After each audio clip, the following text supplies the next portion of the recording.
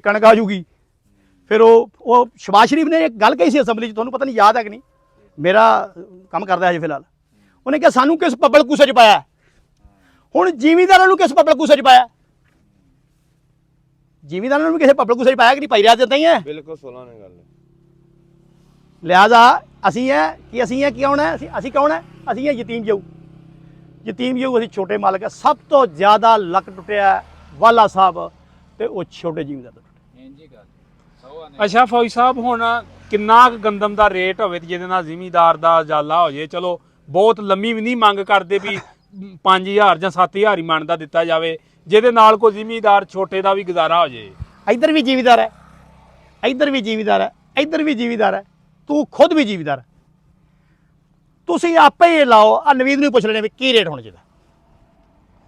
हाँ भाई नवीद, ਅਸਲ ਦੇ ਵਿੱਚ ਫੌਜੀ ਸਾਹਿਬ ਗੱਲ ਇਦਾਂ ਵੀ ਰੇਟ ਦੇ ਇਸ ਤਰ੍ਹਾਂ ਵਾ ਵੀ ਜੇ 3900 ਗਵਰਨਮੈਂਟ ਨੇ ਪਿਛਲੇ ਸਾਲ ਰੇਟ ਕੀਤਾ ਤੇ 3900 ਨੂੰ ਖਰੀਦ ਕਰਦੀ, 3900 ਨੂੰ ਵੀ ਖਰੀਦ ਕਰਦੀ ਤਾਂ ਵੀ ਜ਼ਿਮੀਂਦਾਰਾਂ ਦੇ ਕੁਝ ਪੇੜ ਪੱਲੇ ਪੈ ਜਾਣਾ ਸੀ। असल च पता की है, ਲੇਕਿਨ ਗਵਰਨਮੈਂਟ ਤੇ ਨਹੀਂ ਲੈਂਦੀ ਇੱਕ ਦਾਣਾ ਵੀ। असल च पता की चक्कर है, गौरमेंट ने बड़े इधर नूं हत्थ मार उधर नूं हत्थ मार, इन्हां नूं किसी तरीके नाल सैटल किया जाए।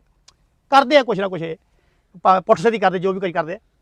लेकिन ये दो जहाज जिहड़े उत्थों लैके आए ना, उहदे समुंदर छोड़ देंदे जहाज नूं।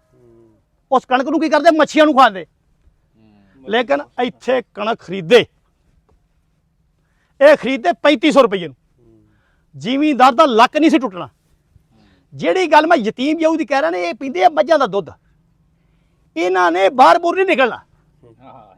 इन्हां दी कणक भावें कर दो तुसीं 800 नूं। दूसरे नंबर ते अपने मुल्क दे विच कोई तंजीम साजी नहीं हैगी। ਜ਼ਿਮੀਂਦਾਰੀ ਦੀ ਜ਼ਿਮੀਂਦਾਰੀ ਦੀ खास कर ਇਹਦੀ कोई तंजीम तंजूम नहीं है। ਤੁਸੀਂ रिसर्च करिया जे, फिर मेरी गल ते तस्दीक आप करनी है। 2 दर्जन तो ज़्यादा तंजीमां है ਜਿਹੜੀਆਂ सिर्फ और सिर्फ 2 एक्टिव है। एक खालद खोखर वाली ते एक खालद बाठ वाली। बाठ कहते मादरत जे बई ਉਹਦੀ ਕੋਈ कौमीयत ਦੇ ਵਿੱਚ मेरे को कोई हो जाए, ठीक है जी। वो दोवें खालद है बेचारे, वो बेचारे भजना थोड़ी बहुती कर रहे हैं, ठीक है जी। लिहाजा तंजीमां बहुत हैगियां, बहुतियां तंजीमां का फायदा नहीं। इन्हां सारियां तंजीमां नूं एक साइड ते करो, भावें तुहानूं लगण साल ते भावें लगण 2 साल। यूनियन कौंसल लेवल ते लियाओ इनू, इत्थों बंदे जनाब इकट्ठे करो, फिर तां जाओ डिस्ट्रिक्ट लेवल ते, ठीक है जी। तो होना तो कोई नहीं है, ये ना कुछ नहीं कर सकते। इसे तो मैं इन्होंने कहना भी तुसीं की हो जी यतीम हो यार। अफगानिस्तान साडे नाल नहीं पिया यार। पिछली कणक जिहड़ी पई है वो दिओ ना अफगानिस्तान नूं। आ गाजरां दा क्यों बुरा हाल रहा यार? की गाजर को पिछले सालों बहुती तो नहीं लगी है। आलूआं दा बड़ा जिहा रेट हिलिया सी, हुण लोकां ने धड़ा लाईयां भी है। क्यों भाई? उन्होंने घाटा पै रहा तो फिर ही धड़ा लाईयां ने उन्होंने। ते किन्ने दिन वो धड़ा ला के रखणगे अपनी ईमानदारी? दस साल पूरा गंदम धड़ा लाई रखिया, की बनया? की बनया? ढेर थल्ले होल आया। ओ भाई तुसीं अफगानिस्तान नूं दे दिओ, तुहाडे भरा है, मुसलमान भरा है वो, ठीक है जी। उन्होंने दे दिओ, तुहाडे बाई रोड जांदा है, उन्होंने कहो भाई तुसीं किराया करूया तुसीं दे दिओ, असीं भाई तुहानूं फ्री कणक चक दे देने यार। 5-7 अरब की सबसिडी उन्होंने दे दिओ बेचारे ने, कोई गल नहीं। साडे मुसलमान भरा है वो। गंदम जिहड़ी हैगी है ना, एक माँ है फसलों की है, माँ है, ठीक है जी।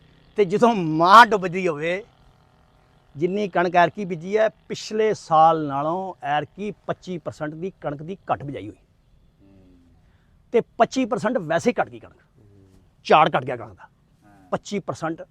पिछले साल नालों झाड़ घट है, ये जिमीदार मनणगे इस गल। 25% पहलों ही घट बीजी गई, 25% झाड़ घट गया, बाकी रह गई 50%, ठीक है जी।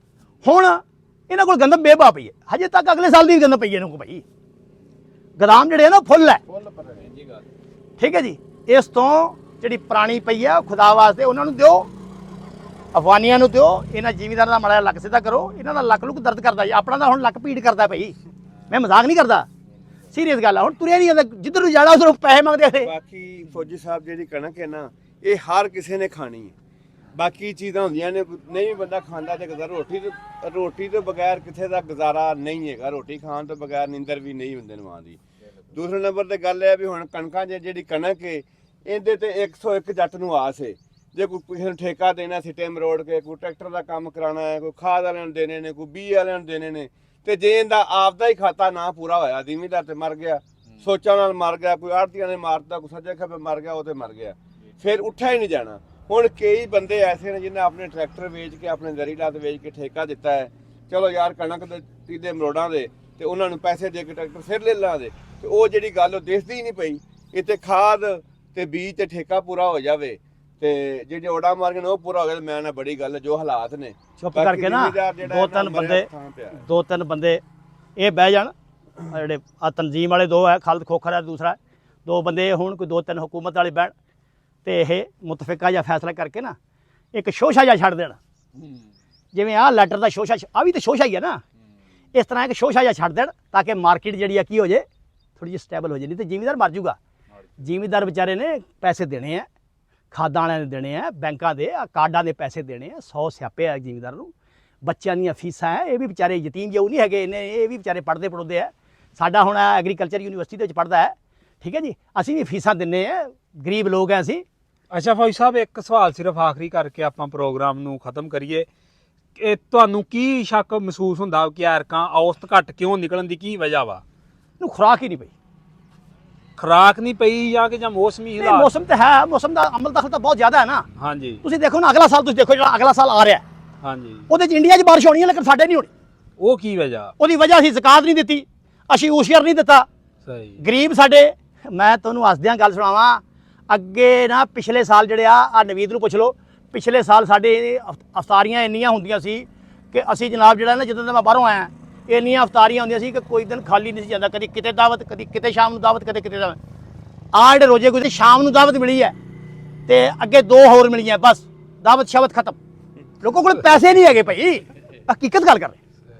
ਨਹੀਂ ਫੌਜੀ ਸਾਹਿਬ, ਜਿਹੜਾ ਝਾੜ ਘੱਟ ਦੀ ਤੁਸੀਂ ਗੱਲ ਕਰਨ ਡਏ ਜੇ, ਤੁਸੀਂ ਸਮਝਦੇ ਵੀ ਜ਼ਿਮੀਂਦਾਰ ਦੇ ਐਰਕਾਂ ਉਹ ਹਾਲਾਤ ਨਹੀਂ ਸੀ? ਨਹੀਂ ਉਹ ਰਿਸਕ ਹੀ ਨਹੀਂ ਲਿਆ। ਆ ਤਾਂ ਇਹਨਾਂ ਦੇ ਮੁੰਡੇ ਬੰਡੇ ਥੋੜੇ ਜਿਹੇ ਨਾ ਆੜੇ ਤੁਹਾਨੂੰ ਸਿੱਟੇ ਚਾਰਨ ਵਾਲੇ ਨਜ਼ਰ ਆਉਂਦੇ ਨਾ। ਹਾਂਜੀ, ਇਹ ਨੰਬਰਦਾਰ ਵੀ ਹੈ, ਨਾਲੇ ਇਹਨਾਂ ਦਾ ਰਕਬਾ ਜਿਹੜਾ ਨਾ ਸੜਕ ਦੇ ਉੱਤੇ ਹੈ, ਉਹ ਥੋੜੀ ਜਿਹੀ ਗਰਤ ਵੀ ਬੰਦੇ ਨੂੰ ਆਉਂਦੀ, ਯਾਰ ਇਹਨੂੰ ਤਾਂ ਭੈਣ ਨੂੰ ਸੁੱਟਣਾ ਲੋਕੀ ਆਹੋ ਸੜਕ ਦੇ ਨਾਲ ਲੋਕੀ ਮਖੌਲ ਕਰਦੇ ਆ।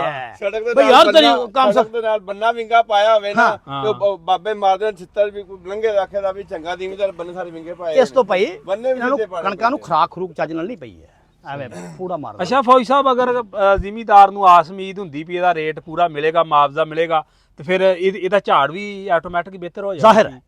ਜ਼ਾਹਿਰ ਹੈ, ਇਹ 'ਚ ਕੋਈ ਸ਼ੱਕ ਨਹੀਂ। ਸ਼ੌਕ ਨਾਲ ਹਰ ਬੰਦਾ ਸ਼ੌਕ ਜ਼ਿਮੀਂਦਾਰ ਨਾਲ ਖਰਚਾ ਕੋਈ ਵੀ ਚੀਜ਼ ਨਾ ਸ਼ੌਕ ਹੈ।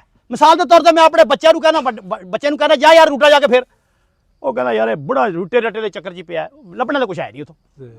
ਹੁਣ ਨੀਅਤ ਜਿਹੜੀ ਵਡੇਰ ਹੈਗੀ ਨਾ, ਅਸੀਂ ਕਿਸੇ ਨੂੰ ਕਹੀਏ ਨਾ ਵੀ ਕਿੱਲਾ ਪੈਲੀ ਖਰੀਦ ਲਿਓ, ਕਹਿੰਦਾ ਕਿੰਨੇ ਪੈਸੇ? ਉਹ ਕਹਿੰਦਾ 20 ਲੱਖ ਰੁਪਏ ਦੀ। 1 ਏਕੜ ਕਿੰਨੇ ਦਾ? 20 ਲੱਖ ਦਾ। ਉਹ ਕਹਿੰਦਾ ਜੋ ਆਮ ਇਨਕਮ ਕਿੰਨੀ ਆਏਗੀ? ਤੇ ਸਾਡੇ ਵਰਗਾ ਬੰਦਾ ਕਹਿੰਦਾ ਲੱਖ ਰੁਪਏ। ਉਹ ਕਹਿੰਦਾ ਦਫਾ ਕਰਕੇ ਬੈਂਕ 'ਚ ਜਾ ਕੇ ਜਮ੍ਹਾਂ ਕਰਾ ਨਾ 20 ਲੱਖ ਰੁਪਇਆ, ਫੌਰਨ 20,000 ਰੁਪਇਆ ਤੈਨੂੰ ਮਿਲੇਗਾ ਨਾ। ਸਹੀ, ਮੇਰੀ ਗੱਲ ਨਹੀਂ ਸਮਝ ਆਉਂਦੀ? ਹਾਂਜੀ। ਇਸ ਤੋਂ ਇਹ ਚੱਕਰ ਹੈ। ਯਾਨੀ ਕਿ ਤੁਸੀਂ ਸਮਝਦੇ ਵੀ ਰੇਟ ਨਾ ਹੋਣ ਦੀ ਵਜ੍ਹਾ ਤੋਂ ਜ਼ਿਮੀਂਦਾਰ ਮਯੂਸ ਸੀ, ਮਯੂਸ ਖਰਚਾ ਨਹੀਂ ਕਰ ਸਕਿਆ। ਯਾਨੀ ਕਿ ਜ਼ਿਮੀਂਦਾਰ ਨੂੰ ਕਹਿ ਲਓ ਵੀ ਐਰਕਾ ਦੋਵਾਂ ਬੰਨਿਓ ਕੰਮ ਖਰਾਬ ਉਹਦਾ, ਝਾੜ ਵੱਲੋਂ ਵੀ ਤੇ ਰੇਟ ਵੱਲੋਂ ਵੀ। ਹਰ ਬੰਨੇ ਖਰਾਬ। ਚਲੋ ਜੀ ਅੱਲਾ ਬਾ ਜ਼ਿਮੀਂਦਾਰ ਦੇ ਹੱਕ 'ਚ। ਮਿਹਰਬਾਨੀ ਭਰਾ ਜੀ, ਬਹੁਤ ਸ਼ੁਕਰੀਆ ਤੁਹਾਡਾ, ਤੁਸੀਂ ਸਾਡੇ ਕੋਲੇ ਆਏ, ਸਾਡੀ ਆਵਾਜ਼ ਬਣੇ, ਬਹੁਤ ਸ਼ੁਕਰੀਆ। अस्सलाम वालेकुम।